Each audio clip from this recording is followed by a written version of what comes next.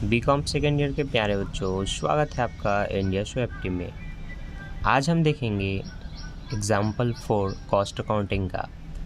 4 तो शायद कल का हो चुका है, 5 को आज देखना है। 4 मैंने आपको कल बताया था, ये हमने टोटल भी किया था। वो वीडियो अगर आपने नहीं देखा तो प्लेलिस्ट में दिया होगा, जा करके चेक कर लीजिए। कॉस्ट अकाउंटिंग करके अलग से प्लेलिस्ट बना दिया हूँ, जिसमें लाइन से चैप्टर 1 से लेकर के चैप्टर 4 तक के वीडियोस आपको मिलते जाएंगे।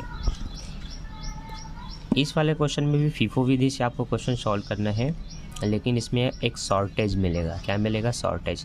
मतलब जो भी माल होती है उसमें किसी कारण से कुछ कमी हो जाती है, वो नुकसान होने के कारण, चोरी होने के कारण या जल जाने के कारण, कुछ भी कारण से हो सकती है। ऐसे कमी का एक वैल्यू जनरेट करना पड़ता है, वो कैसे होगा आप इसमें सीखेंगे। तो ऐसा क्वेश्चन भी एग्ज़ाम में आपके आता है और इम्पॉर्टेंट भी है। तो देखो क्या करना है।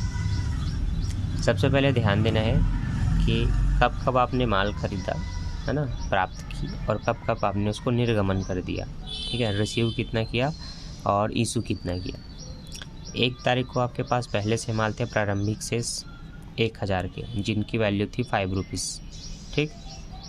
3 तारीख को आपने 5000 का और माल प्राप्त किया, जिनकी वैल्यू थी 6 रुपीज़। अगले 4 तारीख को आपने 3000 का माल निर्गमन कर दिया। 6 तारीख को आपने 2000 का माल निर्गमन कर दिया। 12 तारीख को आपने 3000 का और माल प्राप्त किया और 15 तारीख को आपने 1500 का माल निर्गमित कर दिया। इस बीच जब आपने 6 तारीख को 2000 का माल निर्गमन किया, तो अगले 7वें तारीख को आपको ये देखना है कि साप्ताहिक स्टॉक जो भी रहा होगा उसमें से 150 इकाई की कमी हो गई। वो कमी कैसे निकलेगा वो भी जानेंगे। इसमें बस एक चीज़ याद रखना है, जैसे मैंने 1000 माल रखा है 5 रुपये के हिसाब से, तो ये टोटल 5000 रुपये में विक्रय होगा। लेकिन अगर उसी में से 150 की माल नुकसान हो गई, तो इसका मतलब अब मेरे पास 850 का माल बचेगा। कितने का? 850 का। तो आपको ये ध्यान देना है कि अगर 1000 माल का 5 के हिसाब से पूरा 5000 रुपये हो रहे हैं, तो अगर ये कुछ कमी हो जाता है तो कमी होने के बाद माल की संख्या कम हो जाएगी। 1000 में से अगर 150 घटाऊँगा तो 850 हो जाएगा। तो हमें नुकसान नहीं सहना है, हमें उसको 5000 ही पाना है। तो आपको क्या करना है, इन दोनों को आपस में भाग करके इनका एक वैल्यू निकालना है, रुपए निकालना है। ठीक है, तो एक सामान्य पद्धति से क्वेश्चन बनेगा। देखिए, तो देखो हमारे पास यूनिट्स में माल होते हैं। कितने यूनिट्स है? हमारे पास 1000 यूनिट्स है, हम ये मान के चलते हैं, जिनका रेट कितना है? 5 रुपये है। तो कुल आपके पास 5000 मिलने चाहिए जब आप इसको इशू करेंगे। क्या करेंगे? इशू करेंगे। लेकिन अभी पता चला कि उसमें से 150 रुपये की कमी हो, 150 माल की कमी हो गई। इसका मतलब आपके पास अब 850 का माल है। लेकिन अगर आप उसको 5 से गुणा करेंगे तो आपको 5000 नहीं मिलेगा, तो आपको 5000 ही मिले। इसका मतलब क्या होगा? आप अपने मूल्य को बढ़ाएंगे, कुछ अधिक का गुणा करेंगे। तो जैसे कि मान लेते हैं, अगर मैं 6 का गुणा करके देखता हूँ, कितने का? 6 का। तो 6 शून्य 0 होगा, 6 पंचे 30 होगा, हासिल है 3, 8 छक्का 48 और 48 और 3 51। ये कितना हो गया? 5100। इससे ज़्यादा हो गई, तो ज़्यादा नहीं होना चाहिए। जितना पहले के दाम पे आपको मिल रहा था उतना ही पैसा आपको यहाँ पर भी चाहिए। तो आपको क्या करना होता है, टोटल जो वैल्यू है आपकी वो है 5000। ठीक है, कमी कितनी हुई है? 850। इन दोनों को भाग कर देना है। क्या कर देना है? भाग।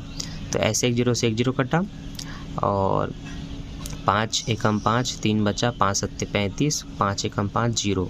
अब आपको 100 को भाग देना है 17 से। तो जो भी यहाँ पर दशमलव में आएगा, ठीक है, 5 दशमलव कुछ आएगा, 17 पंचे 85 आप कहेंगे, और उसके बाद उसमें 15 बचेगा। उसको काटने के लिए जो भी अंक आएंगे यहाँ पॉइंट में, वही होगी इसकी एक्चुअल रेट, जो आपको इसके जगह यहाँ पर लिखना है। तो यहाँ पर आपको रेट जानना होता है। क्या जानना होता है? रेट। ठीक। और रेट जानने के लिए जितने की कमी होने के बाद जो वैल्यू आपके पास यूनिट्स है और जो उनका टोटल वैल्यू था ना, रुपए था, इन दोनों को भाग करना, फिर ये आपका निकलेगा। तो वही प्रोसेस से क्या किया गया है इस क्वेश्चन में, ध्यान देना।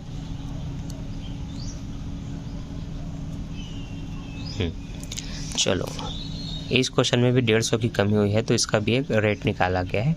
उसको हम शॉर्टेज कहते हैं। क्या बोलते हैं? शॉर्टेज। ठीक है, देखो शुरू से हम देखते हैं कि सबसे पहले 1 तारीख की बात की गई है कि प्रारंभिक से 1000 का है शेष, है ना। पहले का आपके पास प्राप्तियां माल जो है वो 1000 के हैं जिनके वैल्यू 5 रुपये है।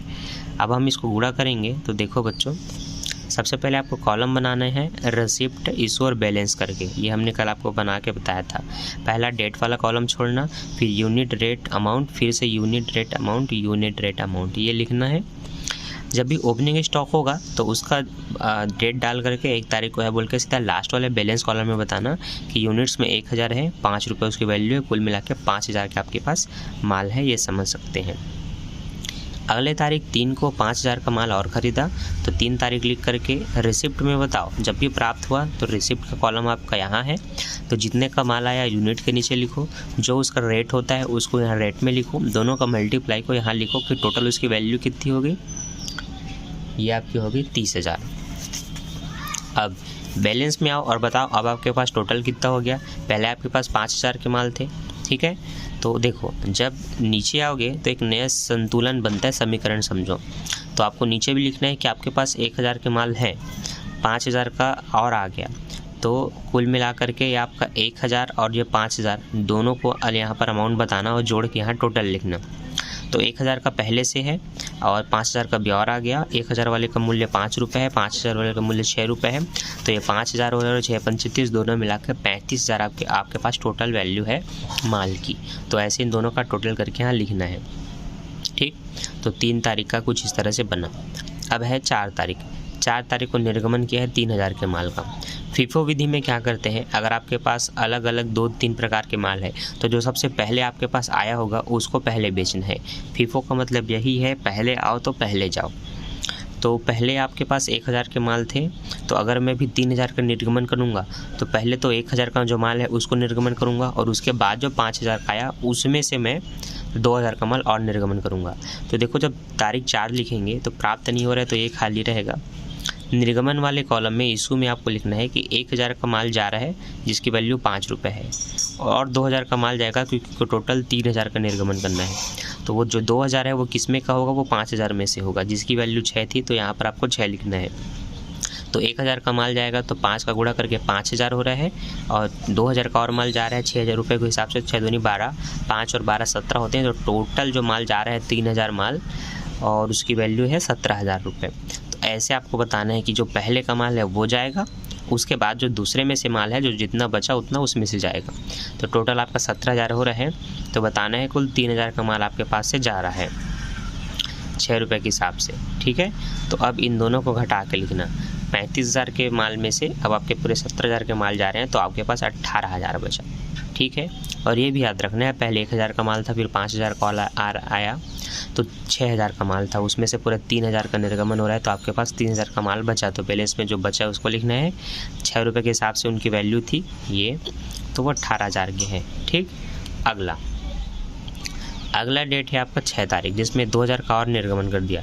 तो 6 तारीख लिखोगे, निर्गमन है मतलब यहाँ हो गए और यहाँ पर 2000 लिखना, और ये 2000 जो माल जाएगा वो कौन से माल होंगे, जो इसमें से बचा हुआ है। इसमें से 2000 का माल हमने बेचा, इसमें 3000 का माल बचा है जो हमने यहाँ लिखा, उसमें से ये 2000 लिखना। 6 रुपये के हिसाब से 6 दूनी 12000 रुपये आपका जाएगा।